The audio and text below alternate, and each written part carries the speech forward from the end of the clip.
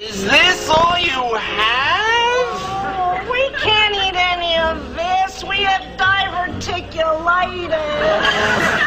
Could you make You remember the whiners, Doug and Wendy from Saturday Night Live in the 80s? Well, a study in 2011 showed whining is the most annoying noise ever. It distracted people and caused them to make mistakes.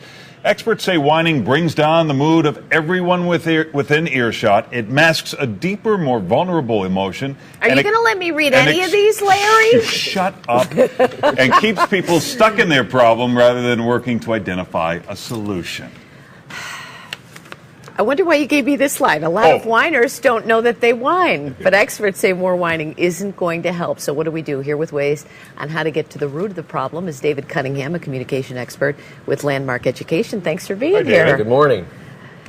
So maybe you don't think you're a whiner. You just maybe talk in a tone of voice that annoys people. Is that a possibility?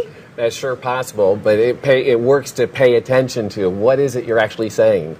And some of the words you use definitely turn into whining. So let's say it's your spouse who's whining. Is the tactic to simply ignore what they're whining about, or to address it and say, hey, here's a pattern of what you've been whining about? Well, it's both things. One is the mistake most of us make is we think we have to respond to everybody's whining when we really don't. That usually turns into an argument.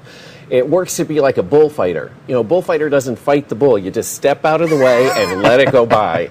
So that really works. So you're telling... does this apply to children too? When you hear the whining, you just listen to it and let them go? You just let it go by, and it's easier said than done. Well, if they keep bringing up the same thing over and over again, now sometimes what works is to say, you know what, you've said that several times now, and then point out to them that must be important to you, that must matter to you, and then ask them a really important question. What do you think you could do about that? And that takes their whining and turns it into action. So you talk about a whine list. That might be one of the things to say. I love a whine list. What do you think you can do about that? What are some other, mechanisms that can help a whiner stop themselves before they start? Well, the first thing is to ask yourself, why is this important to me in the first place? Whatever I'm whining about, there must be something really important to me. And when something different than what they're whining about? Yeah, like let's suppose you're complaining that your coworker doesn't talk to you or doesn't cooperate with you.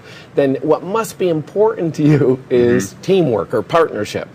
So if you shift your attention from what you're complaining about to what's important to you and take action with that, that leaves you productive and brings up the mood. You also say it's good to set 10 minutes a day aside to vent, so you won't do this. And you also should ask yourself, would I want to hang out with this person? Yeah, would you want to hang out with yourself? How about you?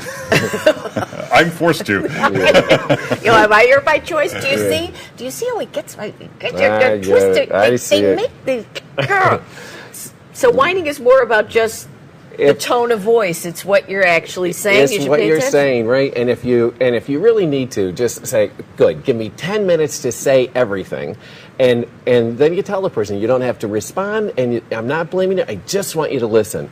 And if somebody just listens to you for 10 minutes, it really either disappears or it gets clear for you what you want to do about it. Just listen for 10 minutes. That's if you stop talking for 10 minutes, I'd be happy to listen to you. Be quiet.